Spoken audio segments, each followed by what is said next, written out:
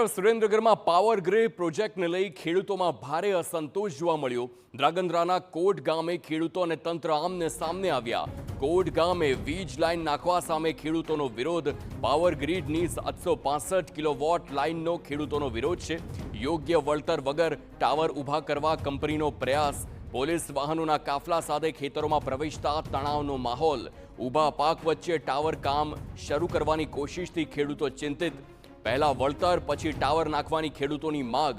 ભારે પોલીસ બંદોબસ્ત વચ્ચે ખેડૂતોનો વિરોધ પ્રદર્શન। પોલીસની સમજાવટ બાદ પણ ખેડૂતો નિર્ણય બદલવા તૈયાર નહીં। ત્યાં જ્યાં વળતર આપવામાં આવે છે એ વળતર તો ખેડૂત પાસે કાંઈ નથી। ક્યાંય પણ વળતર ચૂકવાઈ ગયા અને પાસે પાવર ગ્રીડનો થાંભલો ખેડતી માટે એટલો બધો નુકસાનકારક છે કે ત્યાં કોઈ મજૂર કે ત્યાં કોઈ ભાગીદાર રહેવા માટે રાજી નથી હોતા।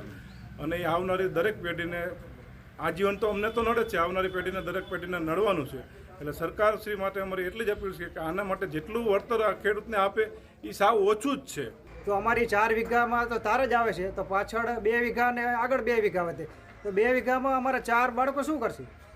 અને હાવ નજીવા જે 2011ની પ્રમાણનું જંત્રીના ભાવ પ્રમાણે અમને અત્યારે એવડે કરી દેશે, તો એ પ્રમાણે કેવી રીતે ચલાવી લેવાનું? આજ વાઢિયા ગામમાં કચ્છમાં 28 રૂપિયા જંત્રી છે, અમારા ગામની વર્ષોથી 2011ની જંત્રી તમે ગણો તોય 82 રૂપિયા છે, તો અમને 382 અને એમને એક પુલ દીઠ 17 લાખ રૂપિયા કરી દીધા।